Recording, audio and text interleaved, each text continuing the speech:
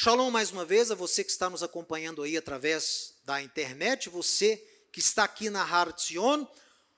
Continuamos então a narrativa de Bereshit, Gênesis, ainda nas pegadas do patriarca Abraham, conhecido na tradição judaica como Avraham Avinu, Abraão, nosso pai. Abraão foi feito pai de numerosas nações. Abraão foi feito pai de uma nação cuja missão era resplandecer a glória do Eterno no planeta Terra e reaproximar as nações a Deus. Abraão também é pai não só dos seus descendentes através do filho da promessa Isaac, mas também é pai da fé de todos aqueles que através de Yeshua, o Messias, entregam a sua vida a Deus e passam a ser então membros, cidadãos do reino de Deus. O apóstolo Paulo fala no final de Gálatas capítulo 3, que todos aqueles, mesmo não judeus, mas se nós cremos em Yeshua, se nós somos de Yeshua, se nós somos de Cristo, nós somos filhos de Abraão mediante a fé. Então Abraão também é seu pai, se você serve a Deus. Então nós continuamos estudando a vida do patriarca Abraão, e nós chegamos no capítulo 23, na paraxá chamada Hayei Sara. Dê uma olhada aqui na tela, Hayei Sara, Gênesis 23 até o final do 25, e o título desse estudo é Fé e Ação. Fé e Ação é o nome do nosso estudo. Então eu quero que você abra a sua Bíblia em Gênesis no capítulo 23, onde vai começar aí nossa paraxá. Só que eu quero chamar a sua atenção, vou já começar com o texto, não aqui do início da paraxá, mas lá no final. Dê uma olhada aqui na tela, no versículo 8 do capítulo 25 de Gênesis, é o final da nossa paraxá. Vamos começar pelo final hoje. Dê uma olhada aqui na tela comigo, veja. Eu vou ler em hebraico para você, olha. Va yamat Avraham, Beseiva Tová Zaken, Vesavea Va Yasef El Amav. Traduzindo e expirou Abraão e morreu em boa velhice, idoso e satisfeito, e foi reunido ao seu povo. Essa palavra satisfeito aí é Vesavea, esse elemento aqui, Vesavea, ele não aparece na sua tradução, mas o original é morreu satisfeito, morreu feliz, morreu pleno.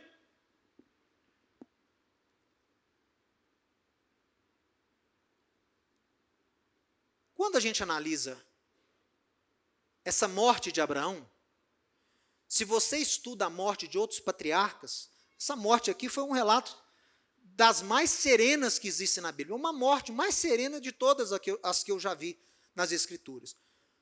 Morreu farto de dias, morreu satisfeito, morreu se sentindo realizado. Olha só, esta é uma das mortes mais serenas relatadas na Torá. Abraão estava satisfeito, grato ao Eterno por todas as promessas e por todas as bênçãos que ele havia recebido. Vamos recapitular algumas delas que ele recebeu ao longo da sua vida? Olha só, Deus dá a promessa para ele lá em Gênesis 12, farei de você, Abraão, uma grande nação, e vou te abençoar, e vou te engrandecer o nome. Olha, Abraão, para as estrelas, olha para o céu, conta as estrelas, se é que você consegue. E lhe disse, Deus, será assim a tua posteridade. Ergue os olhos e olha desde onde estás, Abraão. Olha para o norte, olha para o sul, olha para o oriente, olha para o ocidente, porque toda essa terra que você está vendo, eu te darei, e darei a você e a sua descendência para sempre. Meu irmão, você já conhece essas promessas dadas a Abraão. Nós já falamos delas aqui várias vezes.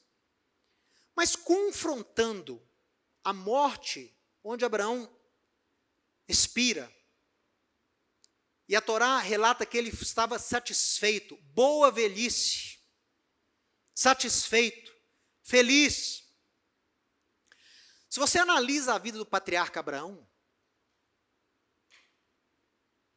você vai ver que, geralmente a gente fala assim, fulano morreu com 110 anos. Fulano morreu com 113 anos. Eu me lembro de um judeu, como é que era o nome dele? Israel Cristão.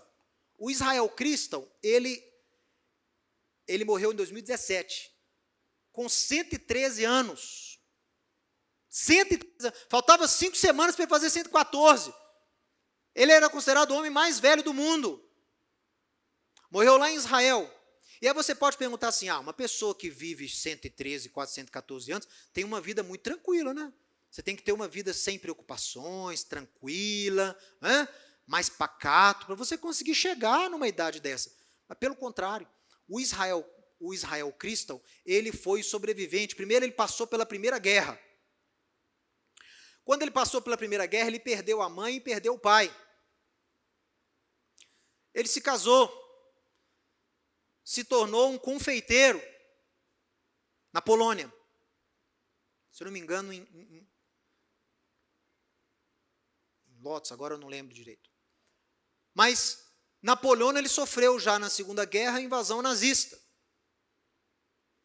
Todos, ele, sua família, sua mulher e seus filhos foram levados para Auschwitz. Todos morreram, menos o Israel. Israel foi, quando o campo de Auschwitz foi liberado, Israel pesava 37 quilos. E ele, então, passando por aquilo tudo, consegue migrar para Israel. O Israel faz aliar para Israel, vai morar em Haifa. Lá ele se casa novamente.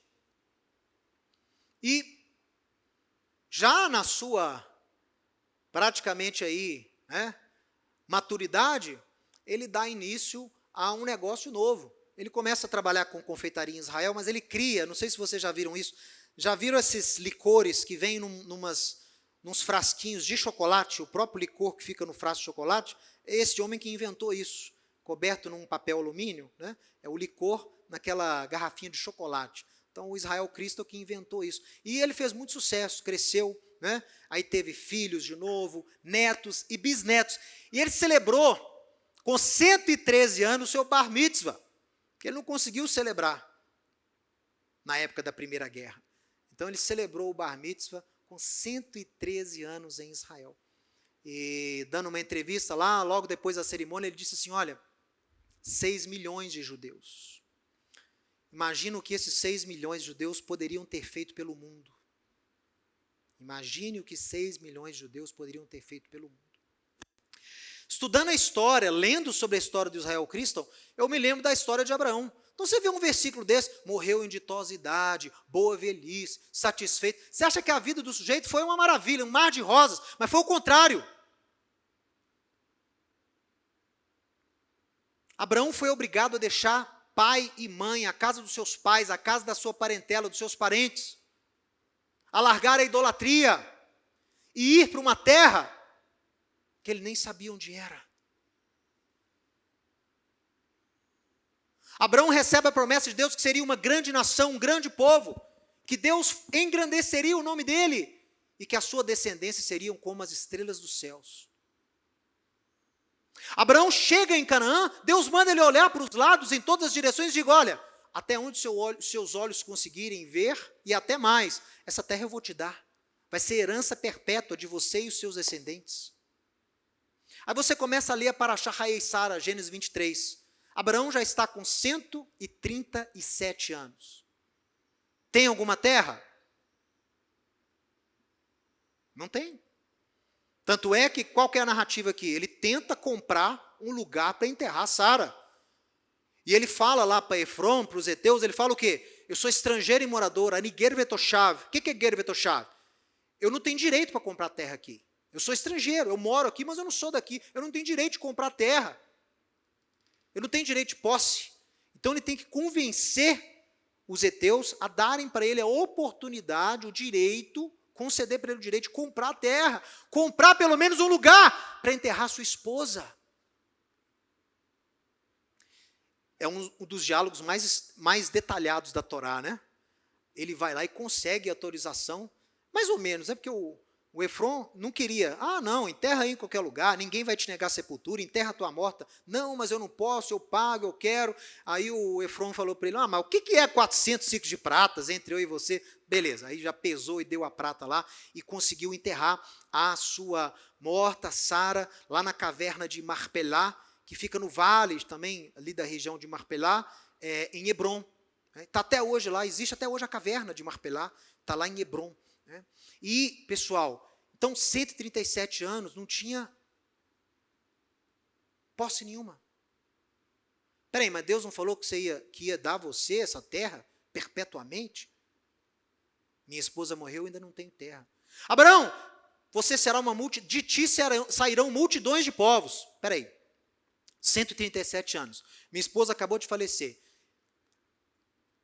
O filho que eu achei que seria o herdeiro, o senhor me mandou despachá-lo, né? Tive que mandar ele embora. Depois o senhor me abençoou com outro filho. Mas esse menino está solteirão ainda. Está lá, quarentão, sem casar. Olha que situação. Isaac já tinha próximos 40 anos.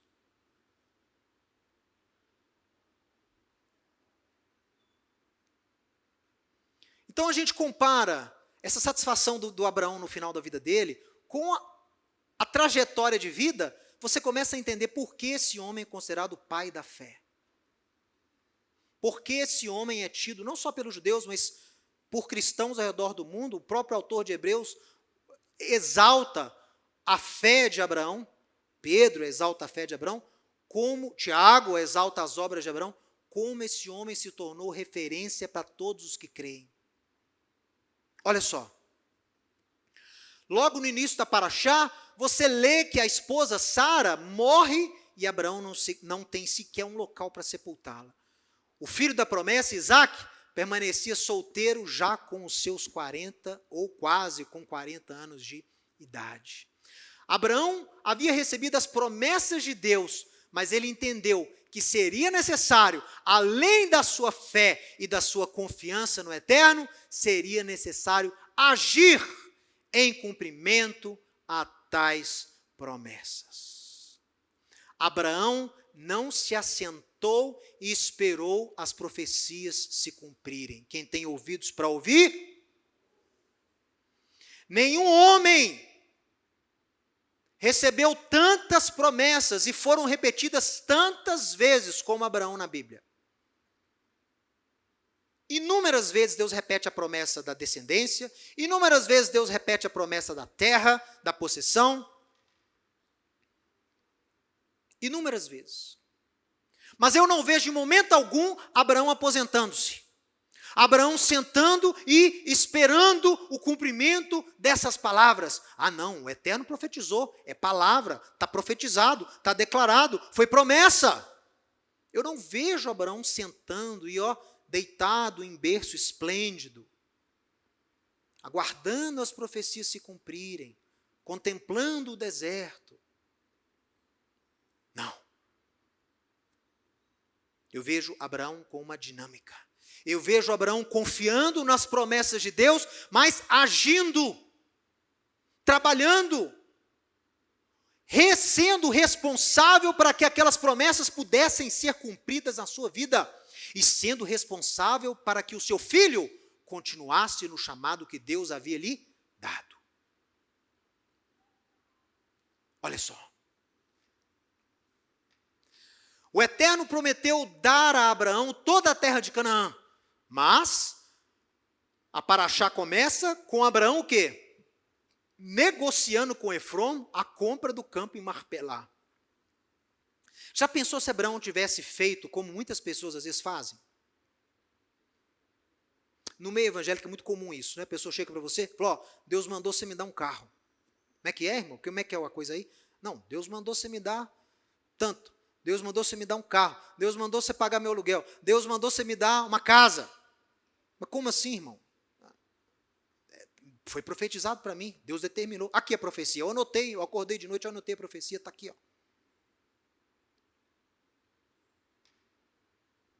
Deus prometeu toda aquela região para esse homem. O Deus criador dos céus e da terra apareceu a ele e disse que daria toda aquela terra a ele. No entanto, a gente vê ele o quê? Se prostrando, ele se prostrou diante daqueles líderes lá, heteus, pisando em ovos, para tentar comprar aquele local. Ele agiu. O Eterno prometeu dar uma descendência como as estrelas do céu, mas Abraão teve que garantir que o seu filho Isaac encontrasse uma esposa que pudesse compartilhar e ajudar o seu filho a cumprir a aliança estabelecida entre Deus e os seus descendentes. Abraão se viu responsável. Se eu não ajudar esse menino a casar, ele vai continuar aqui comigo. Ainda mais Isaac, que era uma personalidade mais pacata, tanto é que é o que move menos, né? É o que viaja menos. Isaac ia ficar lá.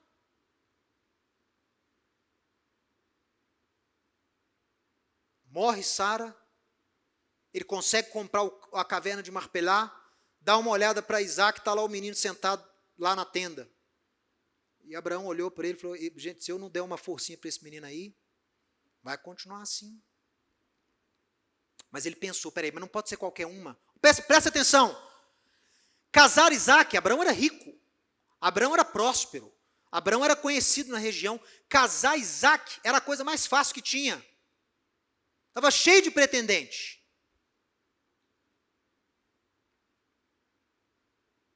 Mas Abraão pensou, qual será aquela que levará meu filho até o seu destino diante de Deus?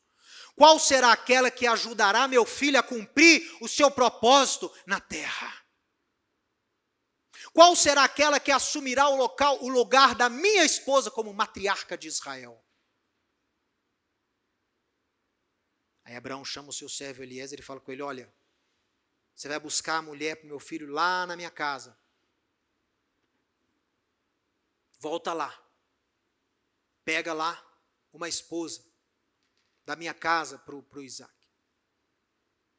Jura, Eliezer. Ele jura. E vocês conhecem a história. Que é o outro relato mais detalhado da Torá. Essas duas histórias são os relatos mais detalhados que nós temos em todo o Pentateuco.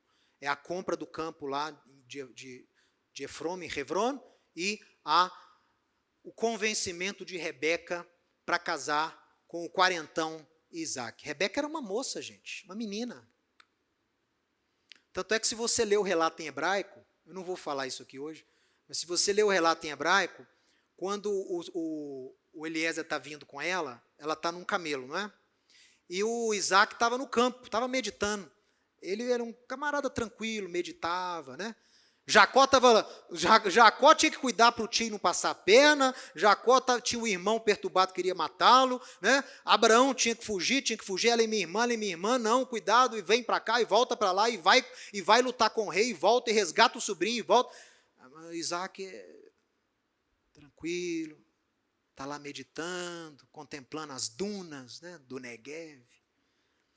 E aí vê lá, chegando a caravana lá com a Rebeca, Rivca. No hebraico, a Rebeca pergunta para o servo, né, quem é aquele lá? Fala, não, esse aqui é o meu senhor. A Torá fala que ela cai do camelo. Vinaflá Rivca, ela caiu do camelo. Sei lá por quê, se ela era muito bonita, né?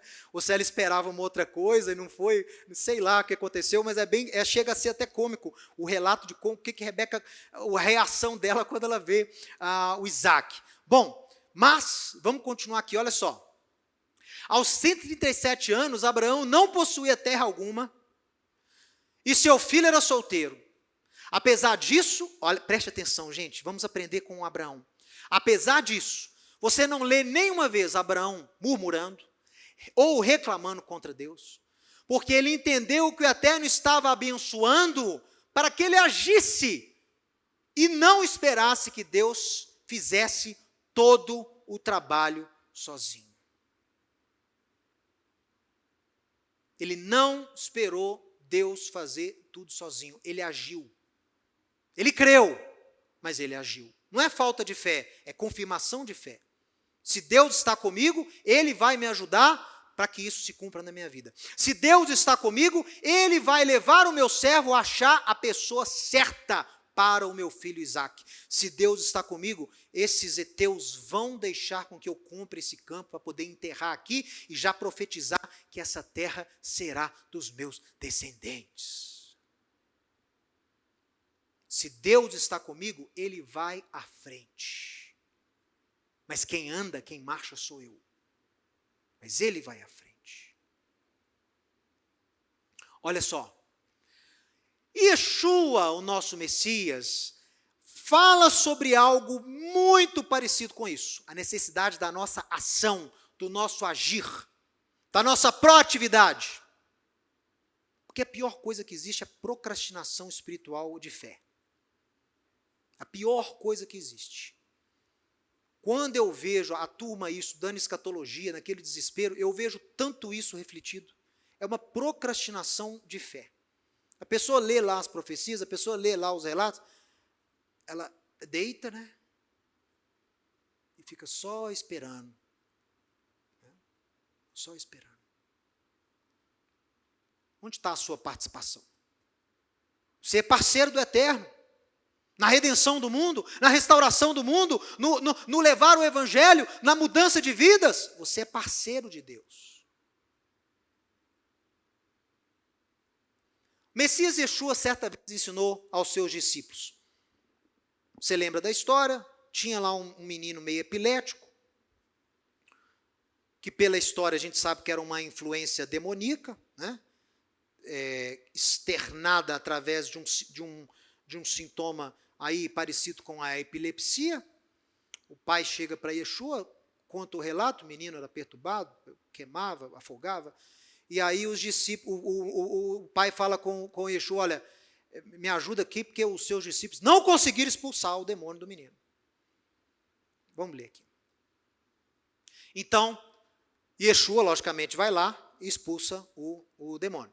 Né? Dá uma exortaçãozinha, né? Claro, né? Dá uma exortaçãozinha, homens de pouca fé e tal, e os discípulos vão lá perguntar, mas por que nós não conseguimos expulsar o demônio do menino?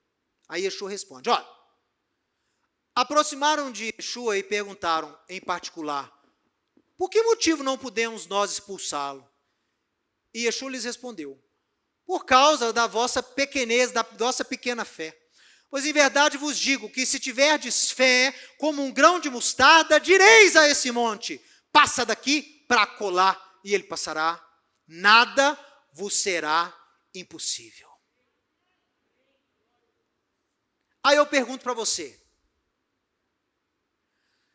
a fé remove ou não remove montanhas? Leia o texto, volta aqui, põe na tela aqui. A fé, de acordo com o exemplo de Yeshua, não remove montanhas. O que remove a montanha é a palavra de fé, ela remove montanhas. Meu irmão, se Yeshua não tivesse dado o comando, aberto ali a boca, se não houvesse ali uma ordem,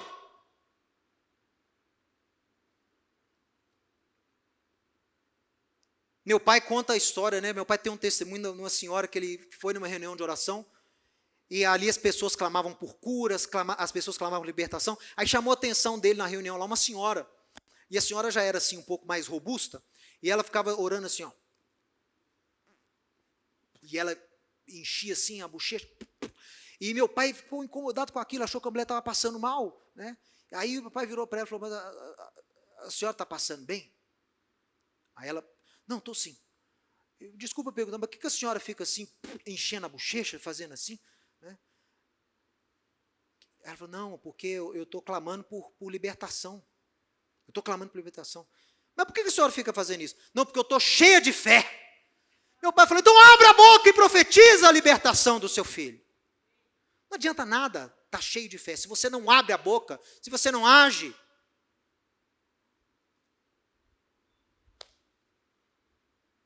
Havia um judeu em Jerusalém chamado Yossi. Yossi era um judeu piedoso, fazia tzedaká, ajudava os pobres. Yossi era conhecido em toda a região ali, o bairro de Jerusalém, Mecharim. E o Yossi gostava muito de fazer caridade, tzedaká, mas ele era pobre.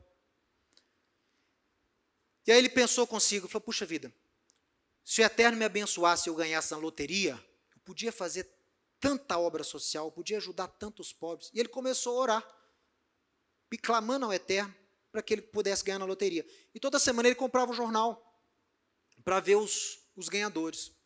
E ele orou ao Eterno, clamou, falou, Senhor, Eterno, me abençoe, eu vou ajudar tanto os pobres. Aí comprou o jornal, não era o nome dele lá. Ele falou, Eterno, estou aqui. Aí começou a jejuar, jejuava, intercedia e tal. Aí na outra semana comprou o jornal, não estava o nome do Yossi lá. E ele começou a ficar incomodado, aí ele começou a orar, fazia vigília lá no muro, no Kotel. E ele orava lá, passava noites, estava frio, calor, e o Yossi lá clamando, Eterno, tem misericórdia, Eterno, tem misericórdia, o que está acontecendo? E comprou o jornal da semana, e não estava o nome lá dele entre os ganhadores. Aí o Yossi pegou aquele jornal, foi lá no muro das lamentações, chegou lá e falou, Senhor! Me diga o que eu estou fazendo de errado, Senhor. Já falei, esse dinheiro vai ser para abençoar os pobres entre o teu povo, Senhor. É para fazer a tua obra, justiça social. Senhor, onde eu estou errando? Por que eu não estou ganhando essa loteria? E aí ele ouviu uma voz do céu. Yossi, compra o bilhete. Para você ganhar, você tem que pelo menos comprar o bilhete. Ele nem havia comprado bilhete nenhum. E ficava olhando lá toda semana. Se tinha ganhado. A voz falou com ele do céu, compra o bilhete. É a mesma coisa. Nós às vezes clamamos, oramos, pedimos, imploramos, mas não nos vemos responsáveis para poder viabilizar aquela promessa na nossa vida. Ficamos procrastinados, ficamos acomodados na nossa zona de conforto, não trabalhando para que as promessas que o Eterno nos deu se cumpram em nossas vidas.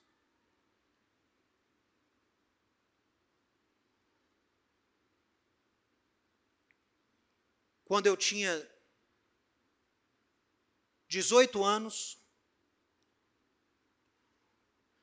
meu pai convidou o Rabino Shulam para vir aqui em Belo Horizonte.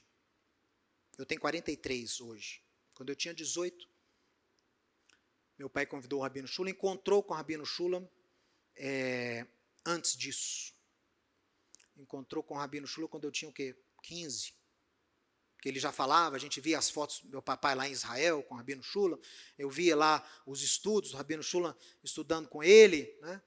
E eu lembro que meu pai, assim, muito envolvido nessa questão de Israel, ele ia para Israel, a gente via, assim, aquele amor, aquela vontade de restaurar as raízes perdidas da nossa família, era uma coisa, assim, impressionante.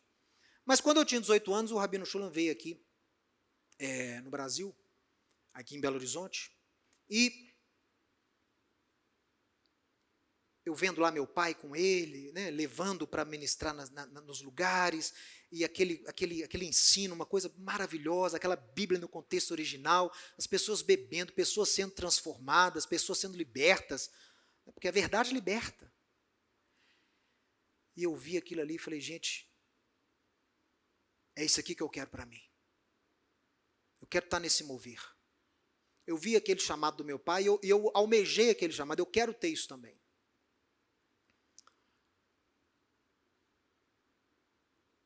Mas como fazer? Eu era oficial do Exército, estudava engenharia aqui na UFMG. Como que eu posso já ir me preparando para atuar nesse meio? Eu quero estar nesse viés, eu quero atuar na visão da restauração. Eu quero restaurar minhas raízes. Eu quero que o Senhor me use no meu país, em Israel, nos Estados Unidos, onde for, nessa área. Eu lembro que na época, eu já namorava com a Tatiane, e na época ela foi para um seminário nos Estados Unidos. Um seminário bem conceituado, né? Alguns amigos nossos já estavam lá, estavam indo, né? E ela falou, olha, eu vou fazer um curso lá. E por que você não vai também? E aí eu falei com meu pai, falei, pai, eu já sinto que eu tenho um chamado mesmo. Eu não quero fazer carreira no Exército, nem quero ser engenheiro. Eu quero trabalhar no reino. E tem esse seminário aqui, é um seminário muito bom, e eu quero ir nesse seminário. Quero morar lá, quero formar lá, fazer o curso lá. E aí meu pai, de uma noite para outra, acho que ele orou, buscou a Deus, no outro dia ele foi e falou assim, ó, para lá você não vai não. Mas eu concordo que você está no tempo de preparar. Você vai para Israel. Eu falei, pai, Israel? Você vai para Israel. Você vai ficar lá. Você vai estudar lá com o Rabino Shula. Você vai se preparar.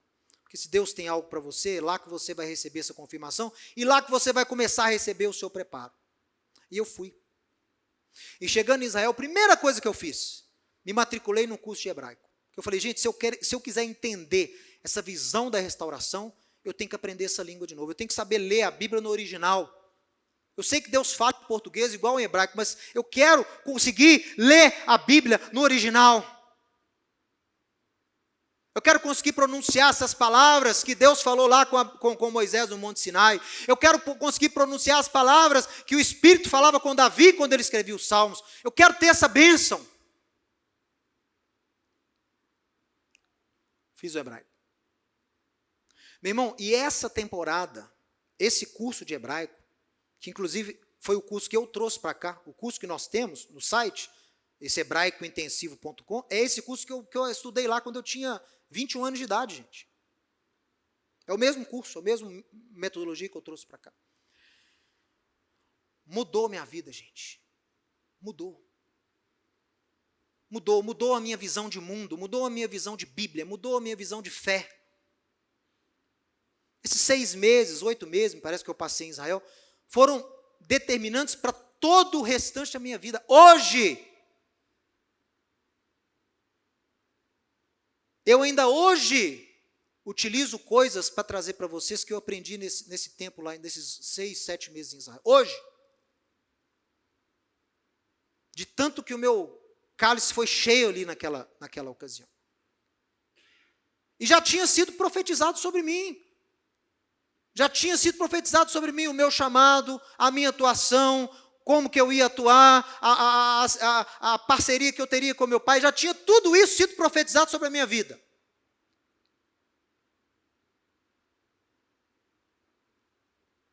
Mas eu aceitei o desafio, fui e me dediquei àqueles estudos. Para me preparar para aquilo que o Eterno tinha para mim. Já alcancei? Não, estou longe ainda. Mas pelo menos sei que eu estou no caminho.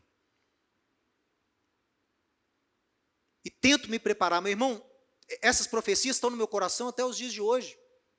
Coisas maravilhosas que o Eterno profetizou sobre mim, minha casa, minha família, meus pais, meus filhos, minha esposa. Mas eu não tenho uma semana sem buscar uma qualificação da parte de Deus, uma qualificação para fazer essas coisas se cumprirem na minha vida. Seja um livro, seja um aconselhamento, seja tudo. Eu não fico parado. Eu não fico parado.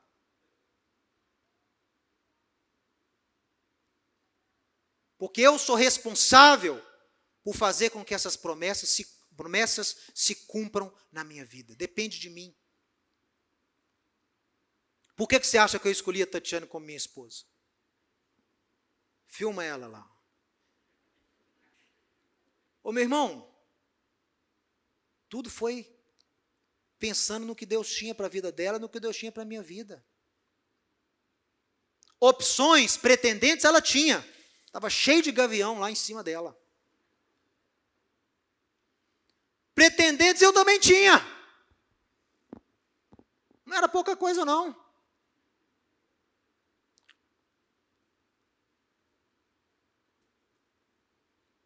Mas para alcançarmos aquilo que Deus tinha para nós, tanto para mim quanto para ela, não podia ser qualquer uma. Para alcançar aquilo que Deus tinha para a vida dela, não podia ser qualquer um. E eu a amava muito, como hoje amo. Mas o nosso casamento, da parte dela também, ela pode falar isso. Nós nos casamos não foi por causa de amor. Nós nos casamos pelo compromisso. Eu assumi um compromisso com ela. Eu vou me casar com você porque é aquilo que Deus tem para nós. Mas nós sabíamos que era a vontade do Eterno. E ela só conseguiria alcançar aquilo que Deus tinha para nós, se andássemos juntos. E depois do casamento, meu irmão, foi meio igual Isaac, né? A história de Isaac foi, Isaac casou-se com Rebeca e a amou. Essa é a ordem. Ele a tomou como esposa, assumiu o compromisso e a amou. Foi comigo, foi contente, foi assim. Claro que eu já a amava, mas depois que eu me casei, depois que eu assumi o compromisso com ela, diante da sociedade, diante de Deus, aí o amor multiplicou. E o amor faz bem, olha como é que ela está linda. Você nunca vai adivinhar a idade dela. Está linda, o amor rejuvenesce, meu irmão. Né? O amor rejuvenesce. Então, veja só. Trabalhe para que os propósitos do Eterno se cumpram na sua vida. Mateus, Deus me chamou para ser um missionário poderoso. Deus me chamou para ir nas nações, para pregoar o Evangelho. E quantas línguas você fala, meu irmão? Nenhuma. Só falo em línguas dos anjos. Meu irmão, então, você está esperando o quê? Você já tinha que estar falando inglês e espanhol fluente. Se você sente que o seu chamado é missão, inglês e espanhol tem que estar fluente, meu irmão. Se você sente que a sua missão é no Oriente Médio, entre os árabes, seu árabe já tem que estar fluente. Se você sente que o seu chamado é o pastoreio, se você sente que o seu chamado é o ensino, invista em você. Não é o seu preparo que vai ser aquilo que Deus vai mais usar, mas Deus também vai usar o seu preparo para abrir portas para você. Não fique parado. Olha só, é a palavra de fé que remove montanhas. Promessas e profecias não podem ser desculpas para a sua procrastinação espiritual. Pelo contrário, essas promessas de Deus representam o alimento da sua fé, o receptáculo da esperança, que somos parceiros de Deus no cumprimento da sua palavra. Meus irmãos, nós, de acordo com Zacarias capítulo 9, nós somos prisioneiros da esperança. Se tem alguma coisa que você tem que ser prisioneiro, é da esperança. Da esperança no cumprimento de todas as promessas de Deus na sua vida. Para a gente encerrar, o Eterno te dá promessa. Você já recebeu promessa de Deus? Você já recebeu uma profecia de Deus? Você já recebeu um chamado da parte de Deus? Se não, busque. Porque Deus tem um propósito para cada um de nós. Cada ser humano foi criado à sua imagem e semelhança para cumprir algo aqui nesse planeta. Você tem um chamado único que é só seu. E você tem que clamar ao Eterno para que te revele qual é esse seu chamado. Então, todos nós temos um propósito. A gente tem propósitos universais, que nós compartilhamos com todos, né? Resplandecermos a luz de Deus, anunciarmos o reino do Eterno, apregoarmos as boas novas de Yeshua, andarmos em boas obras de justiça. Isso aí é comum a todos. Mas que área que o Eterno te chamou específico? Onde Ele quer te atuar, que só você consegue atuar? Ele dá promessas, Ele dá planos, Ele enche o nosso coração de visão. Mas você tem que agir.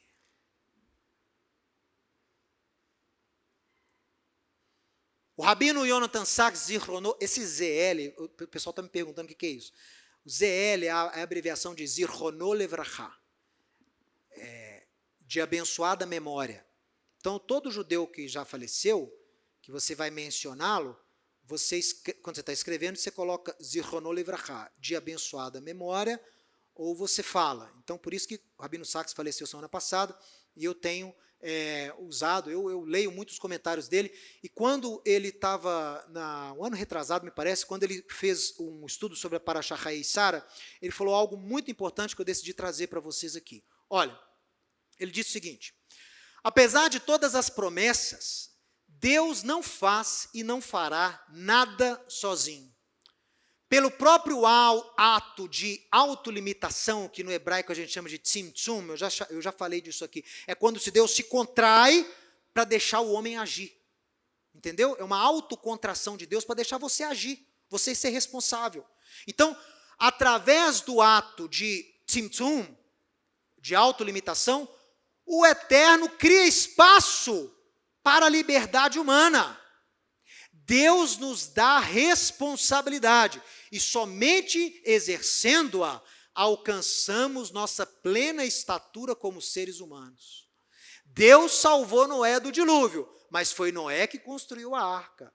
Deus deu a terra de Israel para o povo de Israel, mas foram os judeus que tiveram que lutar as batalhas. Deus nos dá força para agir, mas somos nós os responsáveis pela ação. O que muda o mundo, o que nos fará cumprir o nosso destino e propósito, não é o que Deus fará por você, mas é o que você fará por Deus. Coloca aqui na tela mais um pouquinho, pessoal. O que muda o mundo, o que nos fará cumprir o nosso destino, não é o que Deus faz por nós, mas é o que fazemos por Deus. Como servos do Eterno, chamados para ser luz em um mundo nas trevas, devemos ser responsáveis por criar condições pelas quais os propósitos de Deus podem ser cumpridos através de nós. Diga amém, meu irmão.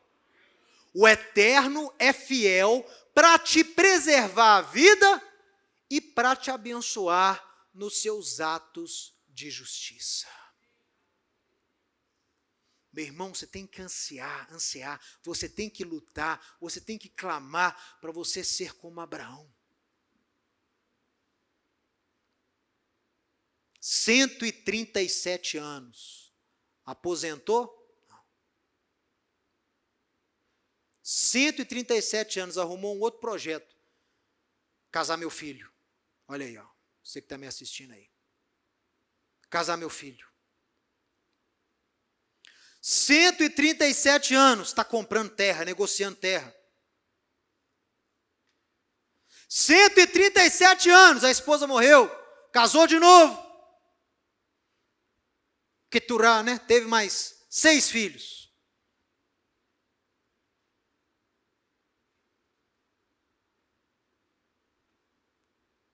Tem um texto sobre Moisés interessante. Moisés era igual. Moisés tinha algo nos olhos que Deus não deixava o vigor ir embora. Tinha Moisés a idade de 120 anos quando morreu, e não se lhe escureceram os olhos, nem se lhe abateu o vigor. Olha a turma aí dos 70. 120.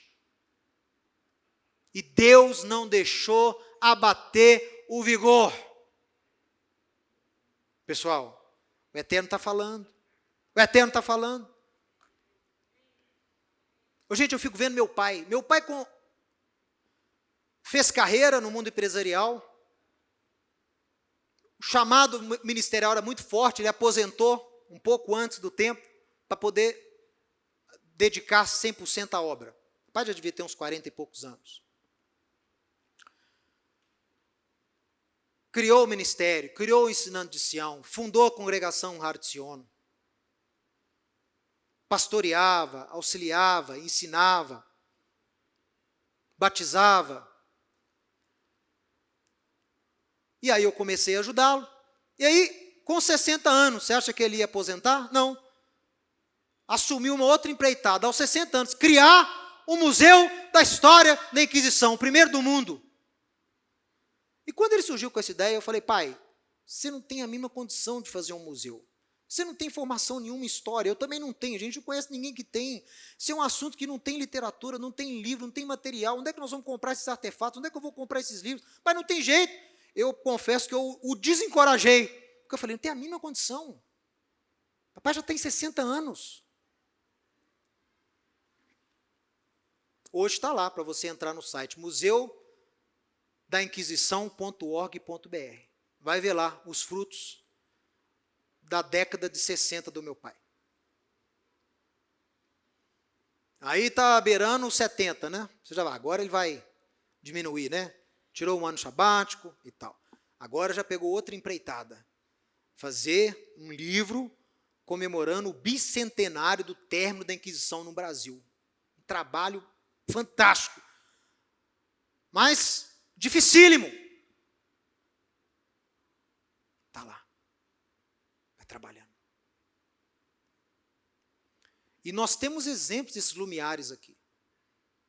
Pessoas que continuam dando fruto, pessoas que continuam trabalhando, pessoas que continuam assumindo desafios. O próprio doutor Francisco está aqui me assistindo. Um homem que está constantemente estudando. Eu até perdi a conta de quantas pós-graduações o senhor tem. Mas na pandemia deve ter feito alguma aí, que o senhor me falou. Não para. Está sempre aprendendo, está sempre a cabeça, está sempre ativa. Tem irmão dessa casa aqui, o César. Eu estou falando dele porque César está me ajudando com a questão da segurança lá da minha residência. Gente, o César já tem o quê? 73 anos, 72 anos. Mas o homem sobe em escada, instala a câmera, passa fio, programa alarme. Eu falei, meu Deus, eu estou com 40, já estou meio assustado. Essa turma aí está nos 70, 75, e trabalhando e subindo escada, instalando câmera, estudando programa. Sabe o que é isso? É o vigor do Eterno. É a bênção do Eterno sobre você. Tem vigor, meu irmão. Tem esperança. Tem energia da parte do Eterno para você. Pedro, citando Joel, escreveu que o Espírito de Deus vai fazer com que os velhos sonhem e sejam cheios do Espírito. Olha só. Esse pessoal aí, a turma de 60, 70, 80, com visão, com plano, cheio do Espírito.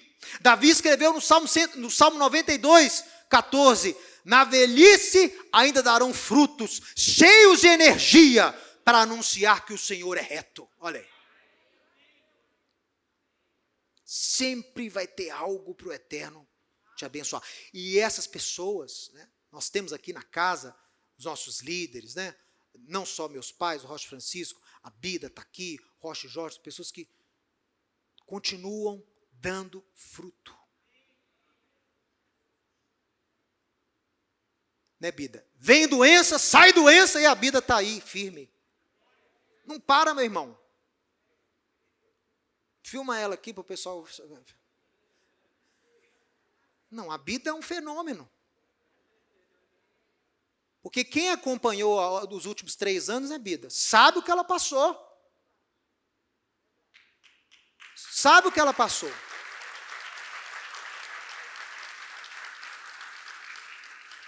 E eu nunca vi a Bida, igual também nunca vi Abraão, remoendo, lamentando o passado. Ai, mas eu fiquei lá. Ai, meu tratamento durou 1 ano. Ai, mas eu perdi 1 ano. Ai, mas foi tão difícil. Ai, que custoso que foi. Ai, que não sei o quê. Nunca vi. Nunca vi a Bida reclamando, murmurando. Nunca vi a Bida murmurando. Senhor, por que eu?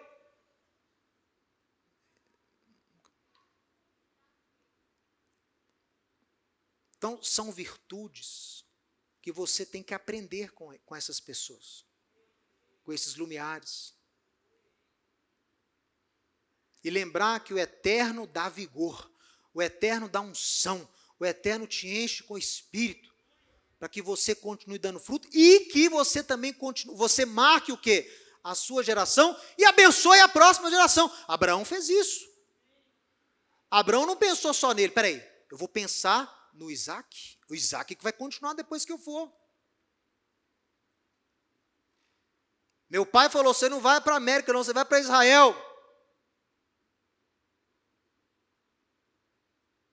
Porque eu tenho que ter um substituto, eu tenho que ter um braço direito, eu tenho que ter alguém para poder dar continuidade para isso aqui. E eu vejo Abraão fazendo isso, eu vejo Moisés fazendo isso, treinando, discipulando, dando algo para abençoar as próximas gerações. Pessoal, vamos encerrar dizendo o seguinte, não pense na ação, isso aqui é tão interessante, olha só, não pense que a ação depende do vigor, porque tem gente que fala assim, eu não vou fazer porque eu não tenho energia, eu não tenho pique, eu não tenho pique. não tem vigor. Eu não vou agir porque eu não tenho vigor. Olha só, não pense na ação como dependente do vigor, mas na ação como geradora do vigor. Ô, meu irmão, põe a mão na obra que Deus faz o resto. Dá o primeiro passo que o Eterno vai te encher de vigor, de energia e com seu espírito. Você tem que dar o primeiro passo. Não fique esperando ter energia para fazer, não. Faz que o Eterno vai te dar energia. A ação é geradora de vigor. E não o contrário. Não espera ter vigor para começar nada, não, que você não vai fazer nada. Então, a ação gera o vigor. Creia nas promessas de Deus para você, mas haja para que elas se cumpram. Mesmo que você não veja o cumprimento delas nos seus dias, trabalhe e se esforce para que as próximas gerações possam usufruir e continuar no propósito que Deus te deu. Faça como Abraão e deixe algo sobre o qual as próximas gerações construirão o futuro. Meu irmão, eu tenho plena certeza que aquilo que meu pai vislumbrou, ele não vai ver nos seus dias, não. Se Yeshua não voltar, ele não vai ver. Eu tenho a plena convicção que se Yeshua ainda não voltar, nesses próximos 50, 60 anos, eu também acho que eu não vou conseguir ver tudo aquilo que o Eterno me mostrou. Eu já estou profetizando e projetando sobre os meus filhos. Eu falo, meu pai plantou. Eu estou plantando e colhendo. E estou semeando na vida de vocês. Sempre pensando na geração futura. Sempre pensando no legado que você vai deixar abençoar a próxima geração. Sempre pensando na missão. Qual é a sua missão de vida? Qual é o seu propósito de vida? Se não der para cumprir tudo agora, não desiste não. Prepare para que seja cumprido na próxima geração. Yeshua não viu o evangelho sendo anunciado por todas as nações, mas ele treinou e equipou os seus apóstolos. Ele preparou a próxima geração. E tem um ditado do Pirkei Avot que diz: você não é obrigado a completar a tarefa, mas também não está livre para desistir dela. Amém? Restaura a ação já em nome de Yeshua. Amém. Amém. Se você gostou e foi abençoado com esse estudo, inscreva-se em nosso canal do YouTube. Considere também ser um mantenedor do trabalho do Ensinando de Sião no Brasil, Israel e no mundo. Doações e contribuições podem ser feitas através do link na descrição desse vídeo. Um grande abraço e shalom, shalom.